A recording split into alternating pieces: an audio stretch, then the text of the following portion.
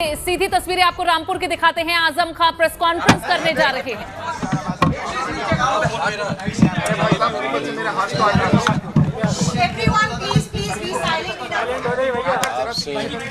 एक सेकंड, सब साइलेंट हो जाए। आपसे मोबाइल नीचे कर लो।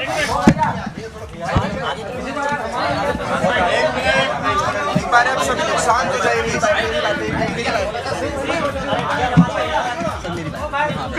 के बीच भी उन्होंने रखी और अब आजम खां प्रेस कॉन्फ्रेंस में क्या कुछ कहते हैं, इस पर सभी की निगाहें टिकी हुई हैं। जहां कई पार्टियों की धड़कनें इस वक्त पड़ रही होंगी। आजम खां इससे पहले जेल से भी संदेश कुछ देते रहे हैं।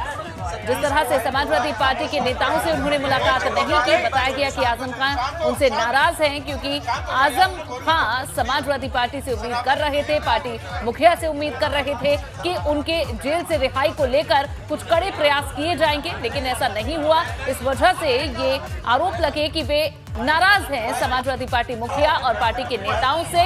और अब देखिए, जेल से बाहर आने के बाद आजम खां पहली मर्तबा मीडिया के सामने है। क्या आजम खां कहते हैं, किस तरह से अपने इस पूरे वक्त को वे बयां करते हैं, इसका सभी को इंतजार है। और उन्हीं के घर पर ये प्रेस कॉन्फ्रेंस बुलाई गई है। सीधी तस्वीरें आपको दिखा रहे हैं।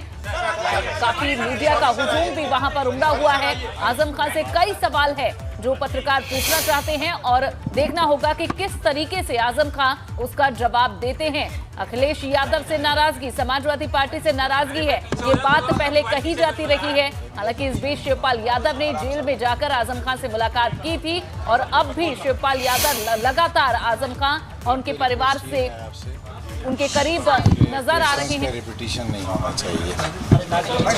जो सवाल आप एक साहब कर लें और दूसरे साहब न करें और कम से कम सवाल करिए, तबीयत ठीक है। आजम भाई, अब ये 2.5 साल के बाद आपको ये सुप्रीम कोर्ट से राहत मिली है, तो इस मामले को लेकर आपका एक हाई कोर्ट में मामला 5 महीने पड़ा रहा। सुप्रीम कोर्ट ने आपको जमानत दी है, तो इसको लेकर क्या कहेंगे? जिस तरीके से फैसले हुए ये रुके। मैंने एक मौके पर जेल में जब वीसी हुई वीडियो कॉन्फ्रेंसिंग, जज साहब से ये कहा था कि आपके पास आसमान वाले की डेलीगेटेड पावर्स हैं और उन पावर्स का इस्तेमाल आपको कैसे करना है, जाहिर है ये आपको ही तय करना है।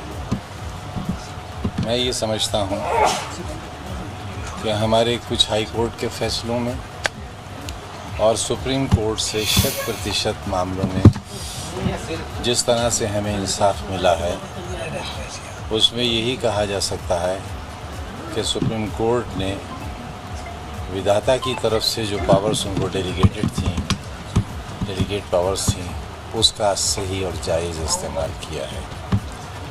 और सुप्रीम कोर्ट ने हमारे दिलों को इस बात के लिए मजबूर किया है कि जिस तरह हमारे अब्दुल्ला ने कहा, उस तरह हम भी ये कहें, सुप्रीम कोर्ट जिंदाबाद।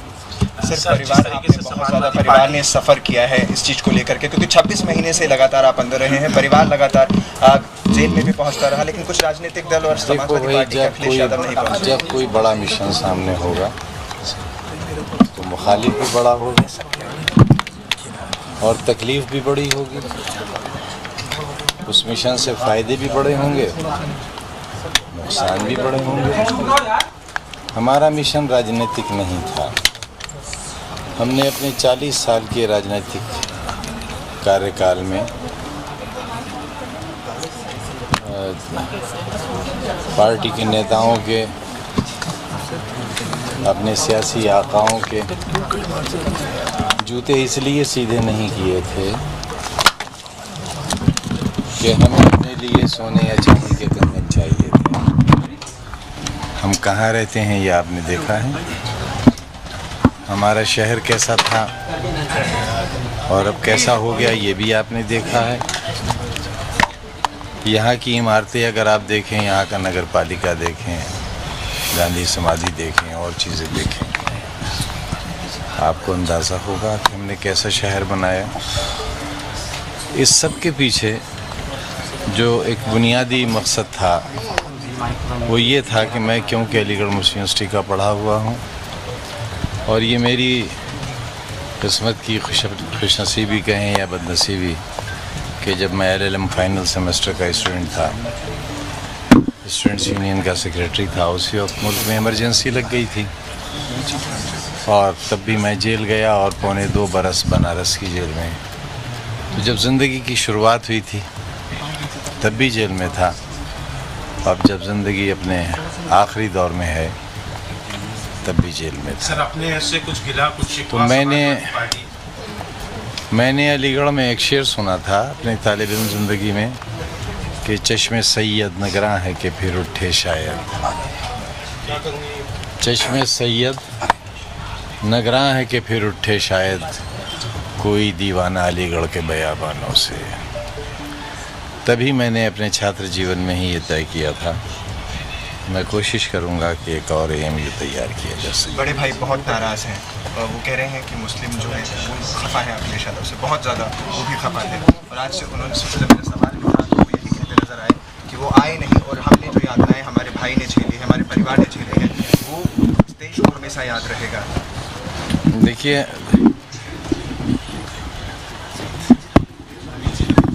मेरी तबाहियों में मेरा अपना हाथ है। हम पर मुकदमे कायम कराने वाले लोगों में कौन लोग हैं? सबसे पहले 8 मुकदमे हम पर कायम हुए और उन्होंने ये कहा कि आज़म खान ने जबरन हमसे ज़मीनें छीन ली। उन 8 लोगों ने हम पर मुकदमे किए यहाँ सिविल कोर्ट में। उन 8 लोगों के पेमेंट चेक से किए गए थे और जो ज़मीनें 2000 रुपये बीघा की भी नहीं थी, उस वक्त हमने कम से कम 40,000 रुपया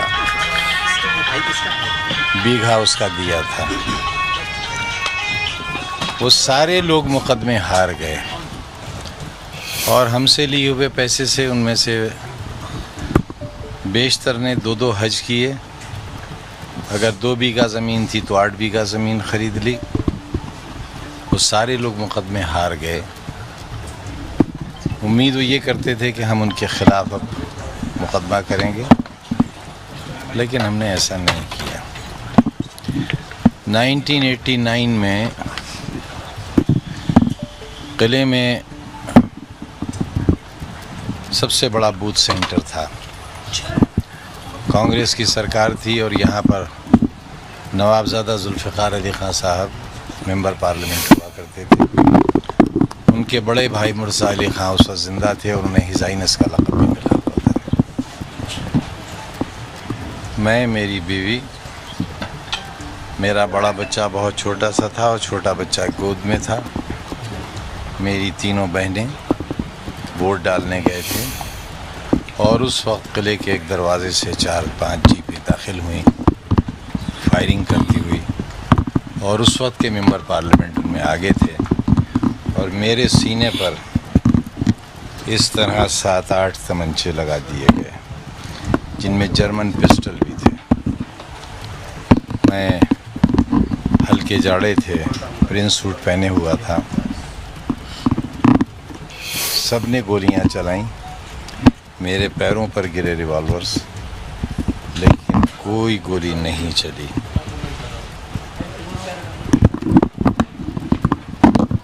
पुलिस फायरिंग हुई, कई 100 राउंड गोली चली। मेरी मौत नहीं आई थी, मैं नहीं मरा। और उसी मैदान में, जिस मैदान में यह हादसा हुआ था, पहली बार सरकार बनी, मैंने वहीं हेलीकॉप्टर उतारा और लोगों से पहली बार ये कहा कि तुमने सुना होगा अल्लाह होता है, तुमने सुना होगा भगवान होता है, मैंने देखा है अल्लाह होता है। इलेक्शन कैंपेन में था पिछली बार। आप तो सब पढ़े लिखे हैं, जानते हैं अगर हेलीकॉप्टर के पर में मक्खी के बराबर भी कोई नुक्स आ जाए तो क्रैश हो जाएगा। 2 परों का हेलीकॉप्टर था और तकरीबन इतना बड़ा टुकड़ा टूटकर हेलीकॉप्टर के पर का उड़कर धमाका हुआ, बहुत ज़ोरदार।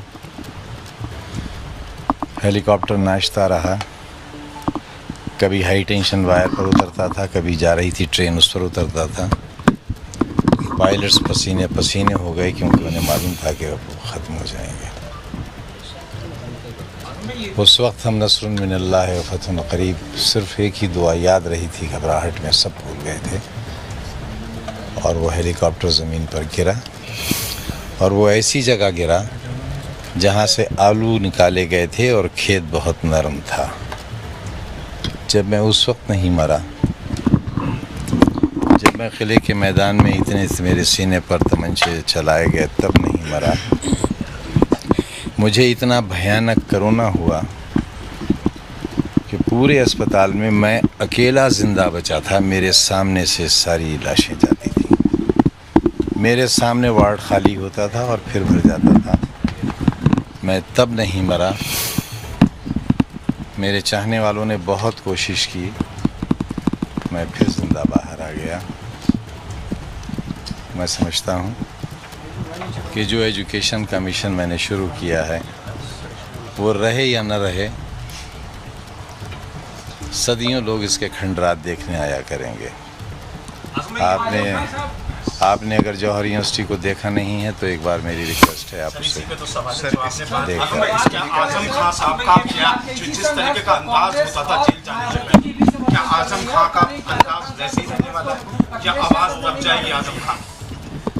देखिए, मैंने आपसे अर्ज़ किया कि मैंने 40 साल सोने और चांदी के कंगन हासिल करने के लिए नहीं की थी। न मेरे पास कोई बंगला है। जब ईडी वाले मेरे इंटरोगेशन करने के लिए जेल में 5 दिन आए और उन्होंने मुझसे पूछा विदेशों में कहाँ कहाँ आपकी प्रॉपर्टीज़ हैं, कहाँ कहाँ बैंक अकाउंट्स हैं आपके, तो मैंने बस उनसे इतना ही कहा कि मुझे आपके सवालात पर गुस्सा नहीं आ रहा है, बल्कि इस बात पर शर्म आ रही है कि मैं कहाँ पैदा हो गया। आजम भाई, ये जो मसलों का दौर शुरू हुआ आजम भाई, ये आपके पार्लियामेंट बनने के बाद शुरू हुआ। इसकी वजह यूँ नहीं कि एमपी का इलेक्शन लड़ा, एमपी चुने गए, आप उसके बाद किसी को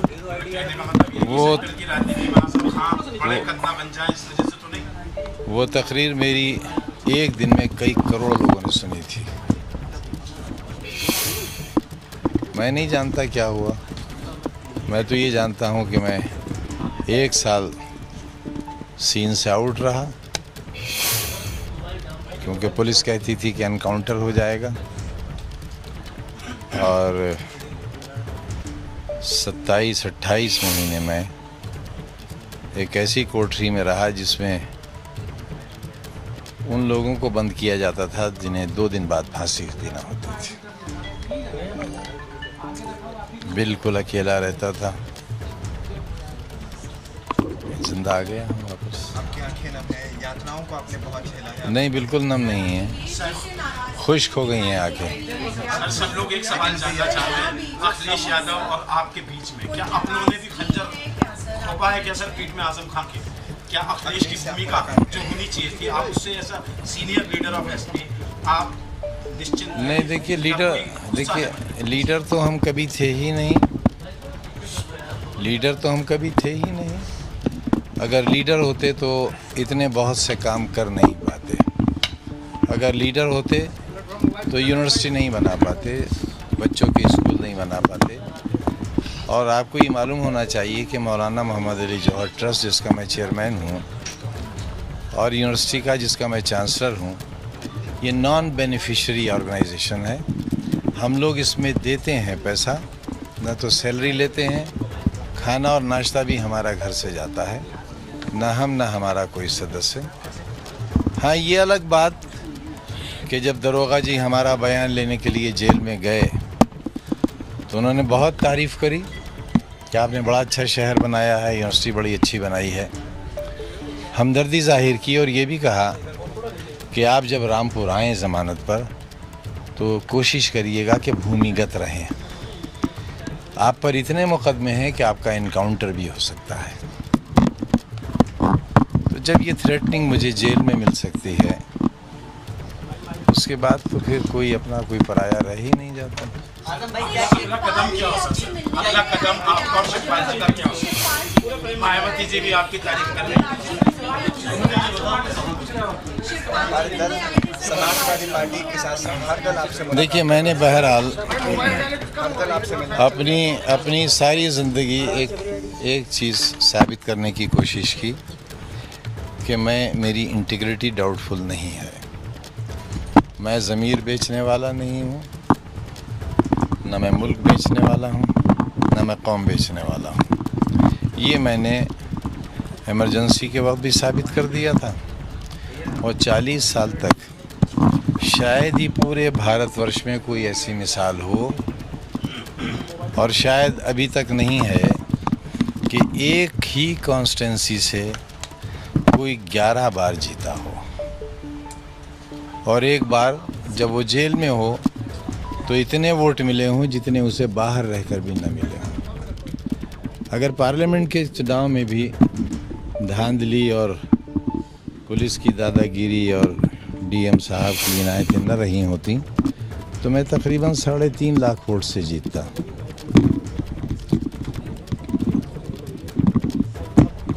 तो समाजवादी पार्टी के लिए आपका बाहर रहना सरकार बनाने में कितना सारे मुद्दा। देखिए, ये अगर की बातों पर यकीन इसलिए ना करिए कि हम आप सब एक ताकत को मानने वाले हैं, एक सुप्रीम पावर को। यही सब होना था। लीडर ऑफ ऑपोजिशन के लिए आपका नाम क्यों नहीं जाता? आपके सीनियर असेंबली मेंबर। इसलिए कि मैं उससे भी ज़्यादा सीनियर हूँ। लेकिन सर, आपके लोगों में नाराजगी है। उन्होंने कहा कि हमारे शरीर से अखिलेश यादव को बदबू आ चुकी है। आपके आज भी देख रहे हैं कितने समर्थक सड़कों पे थे। वो चाहते हैं कि देखिए, होते हैं तो बीजेपी का विकल्प एक दे सकते हैं आजम खान। क्या मुस्लिमों का एक बड़ा चेहरा बनकर एक विकल्प दे सकते हैं? क्या देखिए इस वक्त मेरे लिए बीजेपी, बहुजन समाज पार्टी या कांग्रेस इसलिए बहुत बड़ा सवाल नहीं है क्योंकि ये मेरे परिवार पर, मेरे लोगों पर हज़ारों की तादाद में जो मुकदमे दायर किए हैं उनमें बस मैं ये कह सकता हूँ कि मेरी तबाहियों में मेरा अपना हाथ है। मेरे अपने लोगों का बड़ा कंट्रीब्यूशन है और बस मालिक से दुआ है कि उन्हें सद्बुद्धि आए। आपका अपना अंदाज़ बयान जो है वो बिल्कुल जुदा होता है, लेकिन सब लोग जानना चाहते हैं कि जो तकलीफ और जिस 27 महीने की पीड़ा से आप गुजरे हैं और जो एक पार्टी होती है, देखिए एक माँ बाप के तौर पर पार्टी होती है आसिफ भाई, उस पार्टी में क्या आपको लगता है कि जिसके लिए आपने 40 वर्षों तक सड़क पर लेकिन सुना यह है कि महबूबा के कहने पर किसी ने अपनी माँ का दिल निकाल लिया था और वो दिल निकाल कर जब महबूबा की तरफ बढ़ गया तो ठोकर लगी और दिल के साथ गिर गया तो माँ के दिल से आवाज़ आई थी, बेटे तेरे चोट तो नहीं लगी? तो इतने सब कुछ होने पर भी माफ़ करने को तैयार नहीं, मैं खतावार मानता ही नहीं हूँ। मैं खतावार मानता ही नहीं हूँ तो मैं माफ़ किस चीज़ के लिए करूँ? मेरे लिए जिसने जितना किया उसका शुक्रिया, जिसने नहीं किया उसका भी शुक्रिया। किसने कितना किया आपसे बेहतर कौन जान सकता है? अखिलेश यादव 6 घंटे बाद आता और पूरे देश ने ट्वीट किए, खुशियाँ मनाई, लड्डू बांटे। शिवपाल यादव से आपने मुलाकात की लेकिन अखिलेश यादव के डेलीगेशन से मुलाकात नहीं की।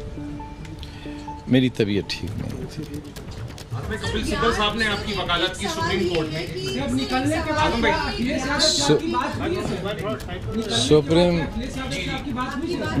मेरे पास तकरीबन 3.5 साल से कोई मोबाइल नहीं है और मैं आपसे सच कहता हूँ मैं मोबाइल चलाना भी भूल गया। कपिल सिब्बल साहब ने आपकी वकालत की, अखिलेश यादव पार्टी का शुक्रिया अदा करेंगे?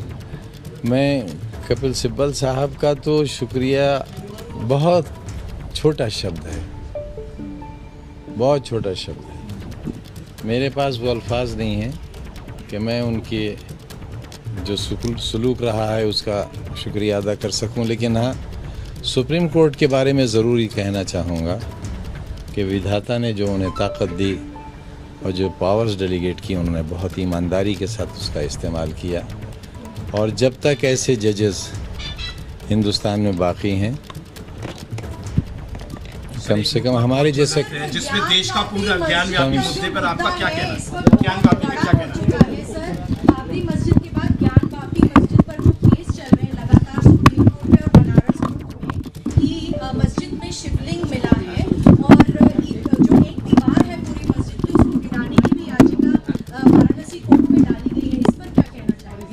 थोड़ा सा फ़र्क है दोनों चीज़ों में। बाबरी मस्जिद मूवमेंट और बाबरी मस्जिद के केसेस बहुत लंबे अरसे तक चले, लोकल कोर्ट्स में चले। 22/23 दिसंबर 1949 की रात जब एसडीएम का एक ऑर्डर पास हुआ, उसके बाद से लेकर डिमोलिशन तक, या यूँ कहिए कि जब सुप्रीम कोर्ट के चीफ जस्टिस साहब की बेंच का फैसला आया, उस वक्त तक कई दहाइयाँ गुजर गईं। लेकिन जिन मसाजिद का जिक्र आप कर रही हैं, इनके मुकदमों की स्पीड लोकल कोर्ट से लेकर सुप्रीम कोर्ट तक चंद दिनों में तय हो गई है। लिहाजा मैं, क्योंकि ख़ुद भी वकालत का स्टूडेंट होने के नाते आपसे ये कहना चाहूँगा कि हमें इस स्टेज पर न सिर्फ ये कि मुझे बल्कि किसी को भी इस स्टेज पर किसी किस्म की राय इसलिए नहीं देना चाहिए कि उससे मुल्क का माहौल भी ख़राब होगा और इंसाफ पर से लोगों का भरोसा भी मुतसलसल होगा। ये सवाल शायद अभी दुरुस्त नहीं है। आजम भाई, क्या आपको लगता है कि और यूनिवर्सिटी बनाने की वजह से आप पर ये सब केस लगाए गए? पुराने जैसे? हाँ, देखिए, मेरे ऊपर एक मुकदमा कायम हुआ था जब मैंने किसी के बारे में ये कहा था कि आपने अपने बच्चे और बच्चियों को कलेक्टर और एसपी की कुर्सी पर बैठा दिया, लेकिन मेरा बच्चा कहाँ है और उसका मुस्तकबिल क्या है मैं नहीं जानता। लिहाजा मैं ये कोशिश कर रहा हूँ कि अगर मेरा बच्चा, यानी कमज़ोरों का बच्चा,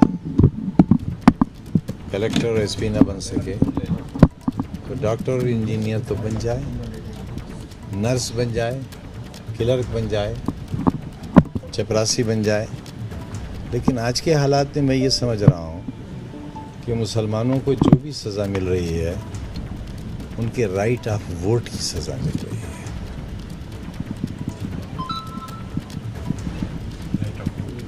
क्या अखिलेश यादव ने कहा था कि वो वजह यह है कि सारे राजनीतिक दल ये समझते हैं कि मुसलमान सियासी जमातों के समीकरण ख़राब कर देते हैं। लिहाजा मैं, क्योंकि पर्सनल लॉ बोर्ड ने भी इस इशू को लिया है जिसके बारे में मोहतरमा जिक्र कर रही थी, और आप, और बहुत से मामलात पर पर्सनल लॉ बोर्ड है, हमारे दीगर उलमा हैं, हमारे कई सेंटर्स हैं, जैसे बरेली का मरकज़ है, मुबारकपुर में है, देवबंद में है, नदवा है। इन सारे लोगों से मैं कोशिश करूंगा इस बारे में कि हम इस पर भी सोचें कि कहीं ये वोट तो हमारी बर्बादी की वजह नहीं है।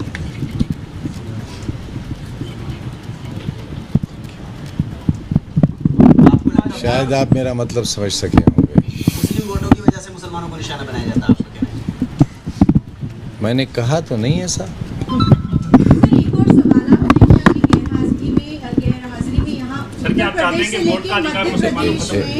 एक ही की जो राजनीति चलाई गई है, खासकर देखा गया कि उसमें मुसलमानों के कई घर और दुकानें तोड़ी गई, तो बुलडोजर की राजनीति पर आपका क्या कहना है? कोई शिकायत नहीं है।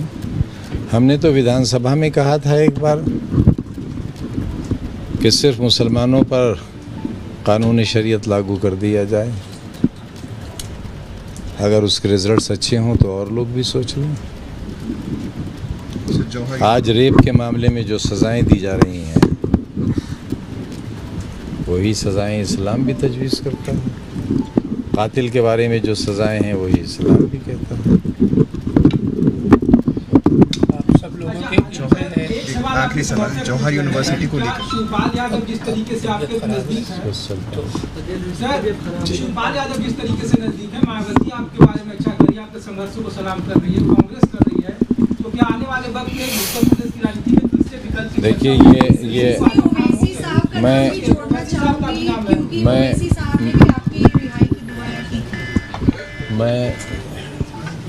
उन तमाम लोगों का शुक्रगुजार हूँ जो मुझसे मिले हैं जेल में, उनका भी शुक्रगुजार हूँ जिनसे मैं नहीं मिल सका, उनका भी शुक्रगुजार हूँ जिन्होंने मेरे बारे में अच्छी राय बनाई, अच्छी राय कायम की। और वो इसलिए मैं शुक्रगुजार हूँ कि मैं शायद पहला वो बदनसीब शख्स हूँ पूरे चुनाव में जिसे माफियाओं की लिस्ट में नंबर 1 पर रखा गया। पहले मेरा नाम, बाद में अंसारी का नाम, क्या नाम है उनका पूरा, मुख्तार अंसारी का नाम, और तीसरा अतीक अहमद का। तो मैं आपसे भी और समाज से भी जानना चाहता हूँ कि जिस शख्स की गाड़ी से भी आज तक कोई नहीं टकराया, जिसने आज तक किसी पर हाथ नहीं उठाया, जिसके खिलाफ एक 323 का कभी मुकदमा कायम नहीं हुआ, जिसके खिलाफ जल निगम में जो मेरे ऊपर रिपोर्ट हुई, SIT बैठी, उसमें भी गबन का इल्ज़ाम या रिश्वत लेने का इल्ज़ाम नहीं है, बस ये है कि मेरा असर से काम हुआ कुछ। मुझे जब बेल मिली है तो उसमें जज साहब ने बेल में कहा है कि जिस व्यक्ति के ख़िलाफ़ कोई एविडेंस नहीं है उसे 2 साल से जेल में कैसे रखे हुए हैं। तो और आपको मालूम होगा सुप्रीम कोर्ट के जज साहब ने भी, मैं उनका यकीनन एहसानमंद हूँ, उन्होंने भी ये कहा कि 1-2 मुकदमे तो सही हो सकते हैं लेकिन 80 मुकदमे किसी पर सही नहीं हो सकते। और बाई इलेक्शन में जज्बा बरकरार रहेगा इंशाअल्लाह आपका आने वाले पार्लियामेंट? अभी तो भाई मैं कुछ नहीं कह सकता क्योंकि मैं तो लड़ूंगा नहीं, और सेहत भी मेरी अभी ऐसी नहीं है कि मैं बहुत भाग दौड़ कर सकूं, क्योंकि जो कुछ हमारे साथ जेल में हुआ है वो आपको हमारी शक्ल से नज़र आ रहा होगा। सर सवाल वही खड़ा है और समझ आज भी ये नहीं आती कि आखिर आज की सरकार को या सरकार की जो पार्टी है उसको हमसे इतनी घृणा की वजह क्या है, आज तक ये नहीं समझ सकते। अब असेंबली में सामना होगा तो मैं पूछेंगे घृणा की वजह, योगी से सवाल करेंगे। कम से कम जानने की कोशिश करूंगा, कुछ हासिल नहीं। मैं भाई ऑर्डिनरी कैदी था, कच्ची दाल के पानी से रोटी मिलती थी खाने को, दाल नहीं होती थी उसमें, सिर्फ पानी। ठीक है सर, थैंक यू सर। और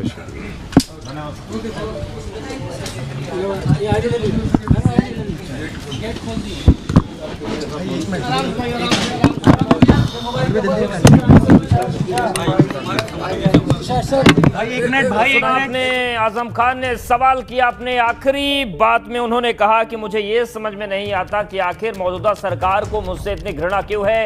जेल में मुलाकात करने वालों का शुक्रिया किया है आजम खान ने। उन्होंने कहा जिन्होंने भी मेरा ख्याल रखा उनका शुक्रिया। उन्होंने कहा कि मैं मोबाइल चलाना भी भूल गया हूं और जो हालत मेरी की गई है वो आपको नजर आ रही है। उन्होंने ये भी कहा कि जिस तरीके से हमें टॉप अपराधियों में रखा गया, जबकि मेरी गाड़ी से किसी को धक्का नहीं लगा, 323 तक का मुकदमा नहीं लगा। और उन्होंने ये भी कहा कि चूंकि शिक्षा का मिशन में लेकर चल रहा था, लेकिन वो मिशन कुछ लोगों को अच्छा नहीं लगा।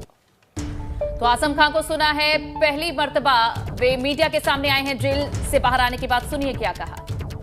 हाँ, ये अलग बात कि जब दरोगा जी हमारा बयान लेने के लिए जेल में गए तो उन्होंने बहुत तारीफ करी कि आपने बड़ा अच्छा शहर बनाया है, यूनिवर्सिटी बड़ी अच्छी बनाई है, हमदर्दी जाहिर की और ये भी कहा कि आप जब रामपुर आएँ ज़मानत पर तो कोशिश करिएगा कि भूमिगत रहें। आप पर इतने मुकदमे हैं कि आपका इनकाउंटर भी हो सकता है। तो जब ये थ्रेटनिंग मुझे जेल में मिल सकती है, उसके बाद तो फिर कोई अपना कोई पराया रह ही नहीं जाता। हाँ, ये अलग बात कि जब दरोगा जी बीजेपी, बहुजन समाज पार्टी या कांग्रेस, इसलिए बहुत बड़ा सवाल नहीं है क्योंकि ये मेरे परिवार पर, मेरे लोगों पर हज़ारों की तादाद में जो मुकदमे दायर किए हैं, उनमें बस मैं ये कह सकता हूँ कि मेरी तबाहियों में मेरा अपना हाथ है। मेरे अपने लोगों का बड़ा कंट्रीब्यूशन है और बस मालिक से दुआ है कि उन्हें सद्बुद्धि आए। कहा कि मेरी बर्बादी अगर हुई तो मेरे अपनों का बड़ा हाथ है और मैं यही कहूंगा कि उन्हें सद्बुद्धि दी जाए। जमीन के एक मामले पर उन्होंने कहा कि मैंने दोगुनी रकम दी थी लोगों को, उन्होंने कई के हद कर लिए, लेकिन बड़ा आरोप लगाया जेल में दरोगा ने कहा कि रामपुर में रहिए तो भूमिगत रहिएगा क्योंकि आप पर इतने मामले हैं कि एनकाउंटर भी हो सकता है। मेरी तबाहियों में मेरा अपना हाथ है। हम पर मुकदमे कायम कराने वाले लोगों में कौन लोग हैं? सबसे पहले 8 मुकदमे हम पर कायम हुए और उन्होंने ये कहा कि आज़म खान ने जबरन हमसे ज़मीनें छीन ली। उन 8 लोगों ने हम पर मुकदमे किए यहाँ सिविल कोर्ट में। उन 8 लोगों के पेमेंट चेक से किए गए थे और जो ज़मीनें 2000 रुपये बीघा की भी नहीं थी वो सारे लोग मुकदमे हार गए और हमसे लिए हुए पैसे से उनमें से बेशतर ने 2-2 हज किए। अगर 2 बीघा ज़मीन थी तो 8 बीघा ज़मीन खरीद ली। तो सारे लोग मुकदमे हार गए। तो आज़म खान ने तमाम बड़ी बातें कही हैं, लेकिन पत्रकारों के सवाल में जब भी शिवपाल यादव, अखिलेश यादव का जिक्र हुआ, अखिलेश यादव से जुड़ा हुआ जो भी सवाल पूछा, आज़म खान ने उस पर सीधा कोई जवाब नहीं दिया।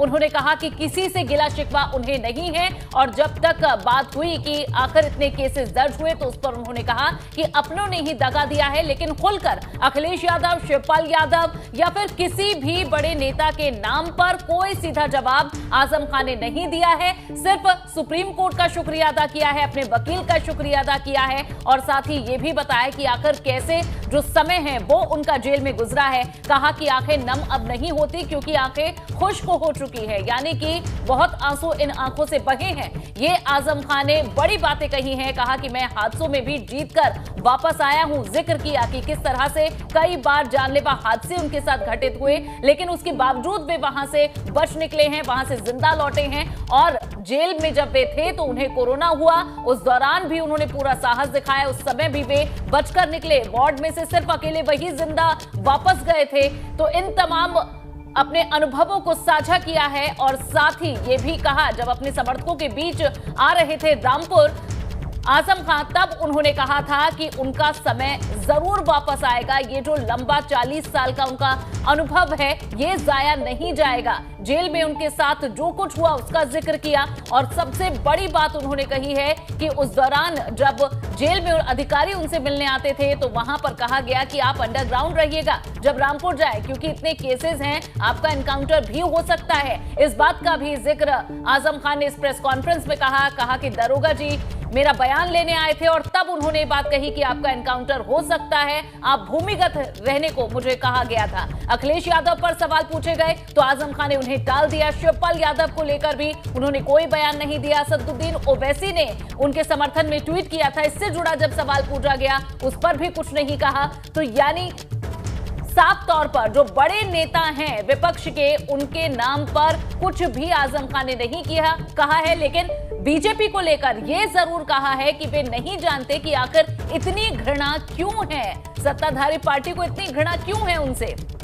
इस बात का भी जिक्र किया कि चुनावों के समय जब माफियाओं की बात की जाती थी तो सबसे पहला नाम मेरा लिया जाता था, उसके बाद अंसारी का नाम लिया जाता था और फिर अतीक अहमद। ये उन्होंने कहा कि आखिर इस सूची में हम क्यों शामिल हैं। और जब उनसे सवाल पूछा गया कि क्या विधानसभा में, अब आप विधानसभा के मेंबर हैं, क्या आप वहां बैठकर ये जानने की कोशिश करेंगे कि आखिर इतनी घृणा क्यों आती है, तब उन्होंने कहा कि कम से कम इस बारे में जानने की वे कोशिश करेंगे। तो आज़म खान पहली मर्तबा जेल से लौटने के बाद मीडिया के सामने आए हैं, हर सवाल का जवाब देने की उन्होंने कोशिश की है, लेकिन जो अखिलेश यादव से जुड़ा हुआ सवाल था उसे पूरी तरह से टाला है।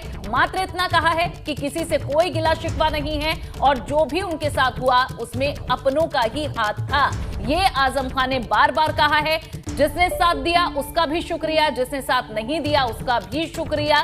कोई गिला शिकवा किसी से नहीं है। लेकिन आजम खां का अगला कदम क्या होगा, इस पर उन्होंने कोई टिप्पणी नहीं की है। कहा कि मेरी तबाहियों में मेरे अपनों का हाथ है, लेकिन किसी पर नाम लेकर या सीधे तौर पर कोई निशाना नहीं साधा, किसी पर कोई आरोप नहीं लगाया, किसी पर कोई इल्जाम नहीं लगाया। तो आजम खान ने शुरुआत में ही ये कह दिया कि तबीयत नासाज है, ज्यादा बात नहीं कर सकते हैं, लेकिन हर सवाल का उन्होंने जवाब जरूर दिया। उस सवाल को टाल दिया जिसमें जिक्र अखिलेश यादव का था, बड़े नेताओं का था। दरोगा जी हमारा बयान लेने के लिए जेल में गए तो उन्होंने बहुत तारीफ करी कि आपने बड़ा अच्छा शहर बनाया है, यूनिवर्सिटी बड़ी अच्छी बनाई है। हमदर्दी जाहिर की और ये भी कहा कि आप जब रामपुर आएँ ज़मानत पर तो कोशिश करिएगा कि भूमिगत रहें। आप पर इतने मुकदमे हैं कि आपका इनकाउंटर भी हो सकता है। तो जब ये थ्रेटनिंग मुझे जेल में मिल सकती है, उसके बाद तो फिर कोई अपना कोई पराया रह ही नहीं जाता। इस वक्त मेरे लिए बीजेपी, बहुजन समाज पार्टी या कांग्रेस इसलिए बहुत बड़ा सवाल नहीं है क्योंकि ये मेरे परिवार पर, मेरे लोगों पर हज़ारों की तादाद में जो मुकदमे दायर किए हैं, उनमें बस मैं ये कह सकता हूँ कि मेरी तबाहियों में मेरा अपना हाथ है। मेरे अपने लोगों का बड़ा कंट्रीब्यूशन है और बस मालिक से दुआ है कि उन्हें सद्बुद्धि आए। मेरी तबाहियों में मेरा अपना हाथ है। हम पर मुकदमे कायम कराने वाले लोगों में कौन लोग हैं? सबसे पहले 8 मुकदमे हम पर कायम हुए और उन्होंने ये कहा कि आज़म खान ने जबरन हमसे ज़मीनें छीन ली।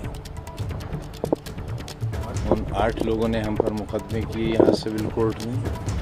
उन 8 लोगों के पेमेंट चेक से किए गए थे और जो ज़मीनें 2000 रुपये बीघा की भी नहीं थी, वो सारे लोग मुकदमे हार गए और हमसे लिए हुए पैसे से उनमें से बेशतर ने 2-2 हज किए।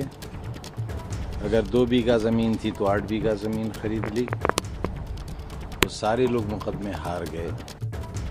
हाँ, ये अलग बात कि जब दरोगा जी हमारा बयान लेने के लिए जेल में गए तो उन्होंने बहुत तारीफ करी कि आपने बड़ा अच्छा शहर बनाया है, यूनिवर्सिटी बड़ी अच्छी बनाई है। हमदर्दी जाहिर की और ये भी कहा कि आप जब रामपुर आएँ ज़मानत पर तो कोशिश करिएगा कि भूमिगत रहें। आप पर इतने मुकदमे हैं कि आपका इनकाउंटर भी हो सकता है।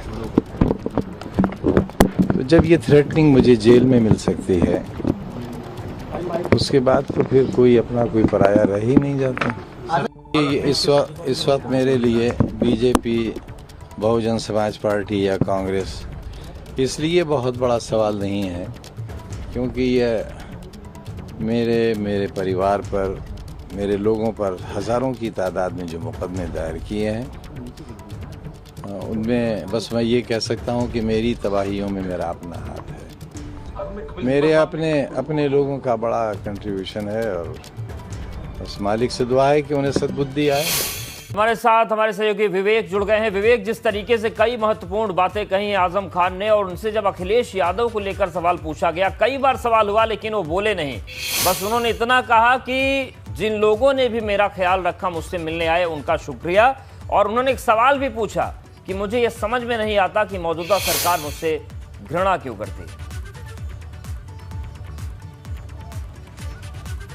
बिल्कुल अवधेश, सारी बातें आजम खान ने आज स्पष्ट कर दी। बहुत सारे सवाल थे लोगों के मन में भी और पूरे तंत्र के मन में भी, शासन सत्ता के मन में भी और समाजवादी पार्टी से लेकर सारी जो राजनीतिक पार्टियां हैं उनके मन में भी सारे सवालों का जवाब आजम खान ने बड़े घुमा फिरा कर दिया। जैसा कि उनका शायराना अंदाज है, वो किसी भी बात को शायराना अंदाज में प्रस्तुत करते हैं, उसका जवाब भी शायरी में देते हैं। तो आजम ने आज अपना जो करीब 27 महीने बाद जब वो जेल से बाहर आए हैं और अपने घर पर आए हैं, घर पर उन्होंने प्रेस कॉन्फ्रेंस में शायराना अंदाज में ही बातें की और इशारा किया अखिलेश यादव को। सीधे उन्होंने टिप्पणी करने से बचते रहे, सीधे कटघरे में खड़ा करने से, चूंकि पहला सवाल था और सबसे मौजू सवाल था कि क्या अखिलेश से उनकी तलखियां हैं, मुलायम सिंह यादव से उनकी तलखियां हैं, जो जो ना इत्तेफाकियाँ हैं, क्या वाकई में ऐसा है? उन्होंने कहा कि कोई ऐसी बात नहीं है। नाराज़गी की बात पूछी गई तो नाराज़गी से भी आज़म ने साफ इनकार कर दिया कि बोले कोई नाराज़गी नहीं है, कोई तल्खियाँ नहीं है। यानी वो बसते रहे। जो राजनीतिक माहौल इस समय है, पिछले कुछ महीनों से चल रहा है, अखिलेश यादव समाजवादी पार्टी से आज़म खान की दूरियों को लेकर, नाराज़गियों को लेकर सोशल मीडिया पे चर्चा है। तमाम लोग अपने बयान दे रहे हैं। आज़म खान और अखिलेश के बीच में एक खाई सी खोद दी है, उसको लेकर सबसे बड़ा सवाल आज होना था और वो सवाल हुआ भी। प्रेस कॉन्फ्रेंस में सबसे महत्वपूर्ण कई बार घुमा फिरा के सवाल पूछा गया, लेकिन आज़म ने इस मामले पे अपनी सफाई देने की ज़रूरत नहीं समझी। उन्होंने शायराना अंदाज में इसको टाल दिया। यानी अभी ये भी पूछा गया कि क्या अखिलेश ने उनसे बात करने की कोशिश की, मुलायम सिंह यादव ने बात करने की कोशिश की, फ़ोन पर बात करने की कोशिश की? उन्होंने साफ जवाब नहीं दिया। और ये सबसे बड़ा सवाल था जो बहुत सारी तस्वीरों को, बहुत सारे जो समीकरण है राजनीतिक, उनको साफ कर देता। आने वाले समय में क्या हो सकता है? क्या आज़म खान और अन्य राजनीतिक दल मिलकर क्या आज़म खान समाजवादी पार्टी में रहेंगे या नहीं रहेंगे? क्या वाकई वो अखिलेश यादव से नाराज़ हैं या ये बनी बनाई बातें हैं, बनाई गई बातें हैं? किसी भी सवाल का जवाब उन्होंने साफ नहीं दिया। इतना ज़रूर कहा कि उनके ऊपर जो मुकदमे लगे हैं, यानी अपने जो राजनीतिक परिदृश्य था उसको किनारे करते हुए, उन्होंने टालते हुए बड़ी सफाई से टाल दिया। सरकार पर हमला किया, कहा कि उनके और उनके परिवार वालों पर जिस तरह से हज़ारों मुकदमे कुछ ही दौर में, एक छोटे से दौर में लाद दिए गए, लगा दिए गए, वो गलत था। और सुप्रीम कोर्ट को उन्होंने इसके लिए धन्यवाद दिया कि एक सही जगह पर पैरवी हुई और ईमानदारी का, जो सुप्रीम कोर्ट के जजेस हैं उनकी ईमानदारी की उन्होंने प्रशंसा भी की। कहा कि ईमानदारी है इसीलिए वो बाहर हैं। आज कपिल सिब्बल का भी उन्होंने धन्यवाद दिया, शुक्रिया कहा। और ये भी कहा कि हालांकि उनके लिए शुक्रिया शब्द बहुत छोटी सी चीज़ है, उन्होंने जो किया है वो बहुत बड़ा योगदान है उनके इस घर परिवार के लिए, उनकी अपने जीवन के लिए। आज़म जो उन्होंने ये कहा कि पूरे उनके 40 साल के राजनीतिक करियर में एक भी मुकदमा 323 यानी मारपीट तक का एक भी मुकदमा दायर नहीं हुआ और अचानक से इतने सारे मुकदमे 420 के धोखाधड़ी, बिल्कुल तमाम मामले हमारे साथ आप बने रहिए। कुछ और महत्वपूर्ण बातें एक बार सुना देते हैं कि आज़म खान ने और क्या क्या कहा है, क्योंकि खुलकर तो कम ही बोले लेकिन घुमा फिराकर इशारों में बहुत कुछ उन्होंने साफ कर दिया है। सुनते हैं। सद्बुद्धि आए। अलग बात कि जब दरोगा जी हमारा बयान लेने के लिए जेल में गए तो उन्होंने बहुत तारीफ करी कि आपने बड़ा अच्छा शहर बनाया है, यूनिवर्सिटी बड़ी अच्छी बनाई है। हमदर्दी जाहिर की और ये भी कहा कि आप जब रामपुर आएँ ज़मानत पर तो कोशिश करिएगा कि भूमिगत रहें। आप पर इतने मुकदमे हैं कि आपका इनकाउंटर भी हो सकता है। जब ये थ्रेटनिंग मुझे जेल में मिल सकती है उसके बाद तो फिर कोई अपना कोई पराया रह ही नहीं जाता। दरोगा जी हमारा बयान लेने के लिए जेल में गए तो उन्होंने बहुत तारीफ करी कि आपने बड़ा अच्छा शहर बनाया है, यूनिवर्सिटी बड़ी अच्छी बनाई है। हमदर्दी जाहिर की और ये भी कहा कि आप जब रामपुर आएँ ज़मानत पर तो कोशिश करिएगा कि भूमिगत रहें। आप पर इतने मुकदमे हैं कि आपका इनकाउंटर भी हो सकता है। तो जब ये थ्रेटनिंग मुझे जेल में मिल सकती है। तो देखिए, उन्होंने इस बात का भी जिक्र किया कि जब दरोगा आए जेल में पूछताछ करने के लिए तो उन्होंने एनकाउंटर की धमकी दी। विवेक के पास जाते हैं। विवेक, ये एक बहुत बड़ी बात आज़म खान ने कही कि तारीफ तो हुई लेकिन अंत में इशारा किया गया कि मुकदमे बहुत ज़्यादा हैं, बच के रहिएगा, ज़मींदोज़ रहिएगा, भूमिगत रहिएगा, क्योंकि एनकाउंटर हो सकता है। देखिए, अवधेश आज़म 27 महीने जेल में रहे और जेल में रहने के दौरान भी उन पर कम यात्राएं नहीं हुई। उन्होंने साफ कहा कि उन्हें एक छोटी सी कोठरी में रखा जाता था और वो किस तरह खाते थे, किस तरह पीते थे, दाल मिलती थी उनको। उन्होंने सारी बातें बयां की कि जेल में उनका जीवन कैसा बीता। यानी एक जो रामपुर के जो बादशाह जिनको कहा जाता है, यहाँ रामपुर के सबसे बड़े राजनीतिक शख्सियत आदमी हैं, प्रदेश की एक बहुत बड़े ओहदेदार हैं, बहुत बड़ा नाम है आज़म खान का, लेकिन उनके साथ जेल में जो सलूक हुआ उसकी उनके मन में पीड़ा है। और जेल में ही उनको ये कहा गया, जैसा उन्होंने प्रेस कॉन्फ्रेंस पे खुद कहा कि एक दरोगा ने बयान लेने के दौरान उनसे कहा कि वो बच के रहें और रामपुर में अंडरग्राउंड रहें, भूमिगत रहें, सुरक्षित रहें। यानी ये बड़ा इशारा था कि उनके साथ कोई अनहोनी घटना भी घट सकती है। इसका जो नज़ारा था वो हमने अभी देखा जब सीतापुर जेल से रामपुर तक का सफ़र आज़म ने किया तो कहीं भी रास्ते में उतरे नहीं, एक बार भी गाड़ी से उतरे नहीं, शीशे बंद रखे, किसी भी व्यक्ति से बात नहीं की। रामपुर की सीमा में प्रवेश करने के बाद उन्होंने ज़रूर कुछ अपने लोगों से जो स्वागत के लिए इकट्ठा थे, फूल मालाएं लेकर आए थे, जो धूप में खड़े होकर घंटों से उनका इंतजार कर रहे थे, उनसे उन्होंने ज़रूर बातचीत की और अपने घर के पास आने पर सिर्फ एक बार गाड़ी से दरवाज़ा खोलकर बाहर निकले थे। इस पूरे सफ़र में यानी 6 घंटे का सफ़र रहा, आज़म खान एक बार भी चाहे वो सीतापुर हो, उसके आगे लखीमपुर, शाहजहांपुर, बरेली, किसी भी जगह पर गाड़ी से नहीं उतरे। और जब उतरे तो और उनके साथ एक उनके जो निजी सुरक्षाकर्मी थे यानी जो उनके बाउंसर्स थे वो भी साथ में चल रहे थे। आज़म का आज प्रेस कॉन्फ्रेंस पे ये कहना कि दरोगा ने कहा था जेल में उनसे कि उनको सुरक्षित रहना चाहिए, भूमिगत रहना चाहिए, उनका एनकाउंटर किया जा सकता है, ऐसी आशंका, ऐसा डर उनके मन में बैठा दिया गया है। इस पूरे जो जिस तरह से उनके ऊपर मुकदमे लगाए गए, उन्होंने आरोप लगाया कि उनके परिवार के ऊपर और उनके ऊपर फर्जी तरीके से मुकदमे लगाए गए। आज तक उनके ऊपर मारपीट का एक भी मुकदमा नहीं है, लेकिन धोखाधड़ी के जितने मुकदमे दाखिल हो गए इस बीते कुछ सालों के दौरान वो फर्जी हैं सारे मुकदमे। उन्होंने कहा कि गलत तरीके से लगाए गए और ये बड़ी बात चीज का आप जिक्र कर रहे थे कि शायराना अंदाज उनका रहता है, तो एक शायराना अंदाज भी देखने को मिला प्रेस कॉन्फ्रेंस में, वो भी दिखा देते हैं दर्शकों को।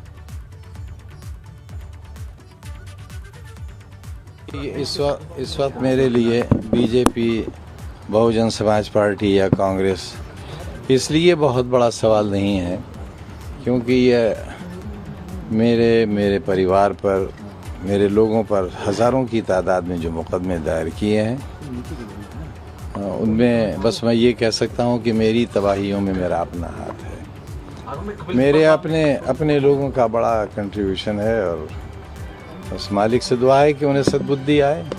मैंने अलीगढ़ में एक शेर सुना था अपनी तालिब इल्म ज़िंदगी में कि चश्मे सैयद नगरा है कि फिर उठे शायद, चश्मे सैयद नगरा है कि फिर उठे शायद, कोई दीवाना अलीगढ़ के बयाबानों से। तभी मैंने अपने छात्र जीवन में ही ये तय किया था। मैं कोशिश करूँगा कि एक और AMU तैयार किया जाए। तो विवेक देखिए, ये 2 शायरी आज़म खान ने कही और पहली का मतलब ये था कि मुझे मेरे अपनों ने ही इतनी बड़ी मुसीबत में डाला है। तो ये अपने कौन हैं? ये केवल वो रामपुर के लोग हैं जिन्होंने मुकदमा दर्ज कराया या फिर ये वो अपने भी हैं जिन्होंने मुसीबत में साथ नहीं दिया? जी बिल्कुल अवधेश, जिस तरह से आज़म खान साहब ने कहा कि मेरे अपनों ने ही ये सब कराया, यानी इसके पीछे उनके बहुत गूढ़ छिपे हुए अर्थ हैं। अपने यानी एक बहुत बड़ा इन्होंने दायरा बना दिया है, अपने राजनीतिक भी हैं और अपने इनके अपने भी हैं। प्रेस कॉन्फ्रेंस में उन्होंने एक बात और कही, आपने गौर की होगी कि जिन लोगों को उन्होंने ज़मीनें बेची उन्हीं लोगों ने उनकी रकम से कई गुना ज़्यादा ज़मीन बेच ली और जो ज़मीन जिस समय अगर उसका 2000 का रेट था तो उन्होंने उसके 10,000 रेट दिए। यानी प्रेस कॉन्फ्रेंस में इस बात को कहा, यानी उनके कुछ अपने ही ऐसे लोग थे जिनको उन्होंने ज़मीनें बेची और उन्हीं लोगों के ऊपर ये इशारा भी था। ये इशारा उन्हीं लोगों के ऊपर जा रहा है जिनका उन्होंने भला किया, जिनके साथ उन्होंने काम किया, जिनके साथ उन्होंने बहुत सारे जो विकास की, डेवलपमेंट की योजनाएं थी वो बनाई। उन लोगों ने ही गलत तरीके से जो प्रेजेंट किया उनको, उन लोगों को ही उन्होंने इशारा किया कि मेरे अपनों ने ही मुझे परेशान किया। और जो मुकदमे हैं, जो जिस तरह से सारी कानूनी कार्रवाई चल रही है पिछले कुछ दिनों में, उसमें भी उनके अपनों का ही हाथ था। जो दरोगा गया था आज़म खान से जेल में बयान लेने, उनका भी एक छिपा इशारा था कि वो भी उनका अपना ही था, लेकिन उसने छिपी हुई चेतावनी के पीछे धमकी दे डाली कि आज़म खान अगर आप यहाँ पर आएंगे रामपुर में तो आपका इनकाउंटर हो सकता है, भूमिगत रहिए, अंडरग्राउंड रहिए। यानी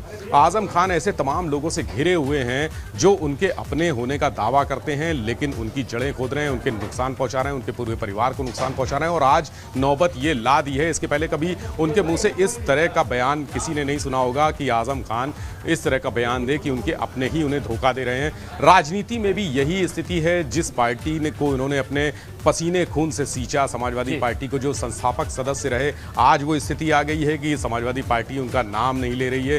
अखिलेश यादव को उनका नाम लेने में सोचना पड़ता है, उनसे जेल में मिलने के लिए सोचना पड़ता है। आजमगढ़ जेल गए, बनारस जेल गए, तमाम जेलों में गए, समाजवादी पार्टी के कार्यकर्ता बंद रहे। इशारा जो किया आज़म खान ने उसका दायरा बहुत बड़ा है। विवेक हमारे साथ आप बने रहिए।